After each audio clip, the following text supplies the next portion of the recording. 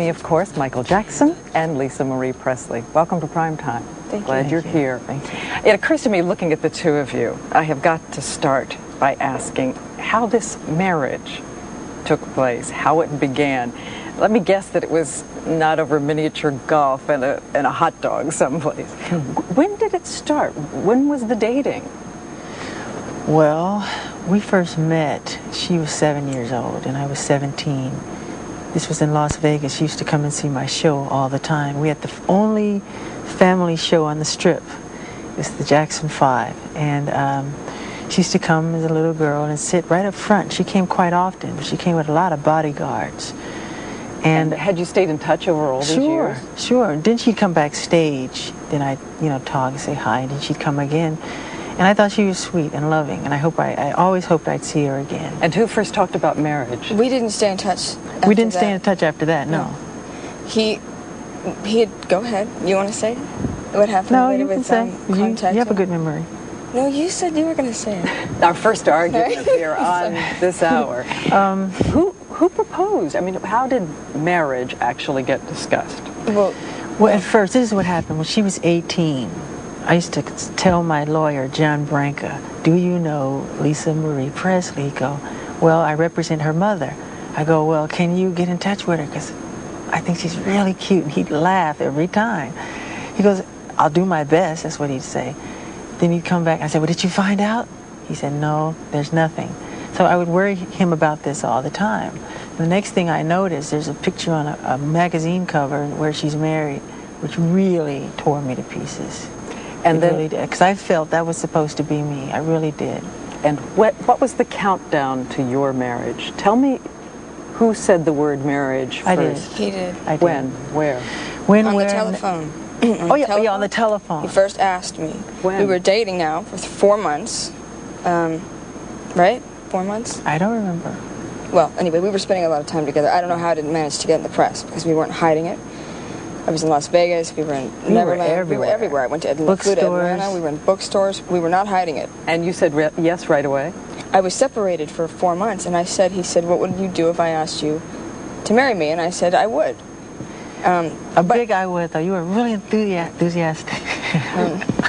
I have to ask you this because I can only imagine the number of lawyers involved in a prenuptial agreement between these two fortunes. Mm-hmm. Is there one? A careful one? Well, we've worked out things and we've signed certain things, but of course, that's very confidential. We agree. We made agreements prior, yes. As you know, the reaction to this marriage, and I know you feel strongly about it, but the reaction to this marriage has been across the spectrum, everything from astonishment to delight to suspicion, that it was somehow too convenient.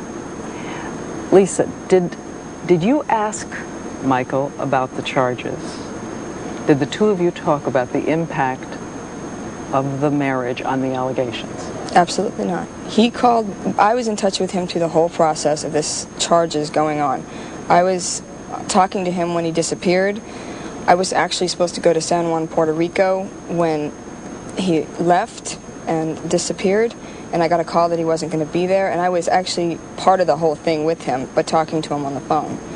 So I didn't... Did you say to him, are they true? No, I didn't. No, I actually did not.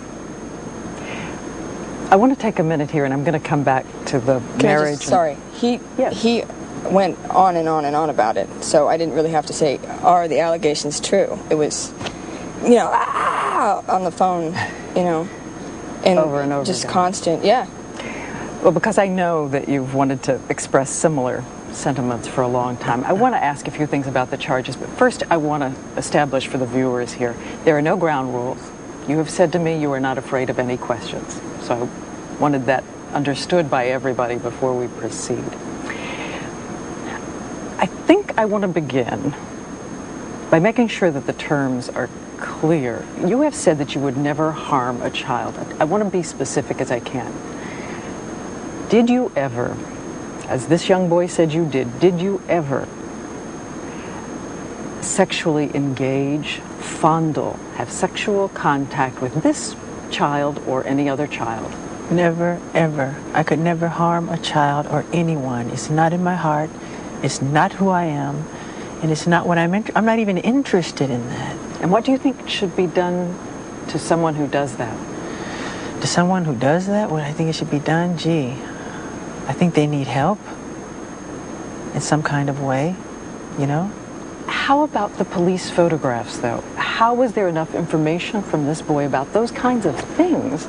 The police photographs, Have police that they photographs. took of me. Yes. There was nothing that matched me to those charges. There was nothing. There was nothing that concurred. That's why I'm Nothing? sitting here There was talking to you nothing. today. There was not one iota of information that was found that could connect me. So when we've to heard these that there was charges. a There was marking nothing. of some kind, No markings. no markings. No.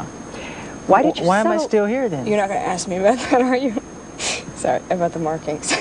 You can volunteer. No, I'm just, the point is that when that finally got concluded that there was no matchup, then it was printed this big as opposed to how big it was, what the matchup was supposed to be. It didn't And work. it never- 'cause never- It isn't so. The Why whole did thing you is a settle lie. the case then? Why did you settle the case? And it looks to everyone as if you paid a huge amount of money. Most of that's To get folklore. silence. I talked to my lawyers and I said, can you guarantee me that justice will prevail? And they said, Michael, we cannot guarantee you that a judge or a jury will do anything. And with that, I was like catatonic. I was outraged. How much money Totally was it? outraged. So what I said, I have got to do something to get out from under this nightmare. All these lies and all these people coming forward to get paid and these tabloid shows, just lies, lies, lies, lies. So what I did, we got together again with my advisors and they advised me, it was hands down, a unanimous decision, resolve the case. This could be something that could go on for 7 years. How much We money said, let's was get it? it behind us. Can you say Get how it? much? It's not what the tabloids have printed. It's not all this crazy outlandish money. No, it's not at all. I mean, the terms of the agreement are very confidential. I want He's to been ask barred to discuss it. the specific terms of the terms, agreement. So but it's specific amounts. the idea is just isn't fair. What they put me through, because there wasn't one piece of information that says I did that. And anyway, they turned my room upside down, went through all my books, all my videotapes, What? all my private things, and they found nothing that can say Michael Jackson did this. Nothing. But let me ask to you a this couple of day, questions. nothing. Let- Still nothing. Let me ask you a Nothing, couple. nothing, nothing. Nothing. I got nothing. As you may or may not know, we have called everyone we can call. We have checked everything we can check. We have gone and tried to see if what we heard before is in fact the case. I want to ask you about two things. These reports that we read over and over again, that in your rooms they found photographs of young boys, not of Young adults, boys, not- there's children, all kind of girls and everything. then that they found photographs, books of young boys who were undressed. No. Didn't happen. No, not that I know of, unless people sent me things that I haven't opened. People know my love for children, so they send me books from all over the world, from South America, from Germany, from Italy, from Sweden. So if people I have- say that they found those things, if there's an indication, let them come forward, let them produce them, right? Yeah, because I get all you wouldn't believe the amounts of mail that I get. And if you say to somebody, you know, if I let the fans know I love Charlie Chaplin, I'll be swarmed in Charlie Chaplin paraphernalia. One other But if I say question. I love children, which I do, they swarm me with everything pertaining to kids. Any other settlements in process now or previously with children making these kinds of claims? We have heard that there is one, not a case that the prosecutors would bring in court, but that once again you're talking about shelling out. No, that's not true. No. No. No, it's not true. I think I've heard everything is fine and there are no others. I guess, let me ask this, and I'm trying to think how to phrase it though. I can hear out in the country people saying, and you've been cleared of all the charges, we want to make that clear. People saying, look, here is a man who is surrounded by things that children love. Here is a man who spent an inordinate amount of time with these young boys. That's right. What is a 36-year-old man doing sleeping with a 12-year-old boy, or a series of them?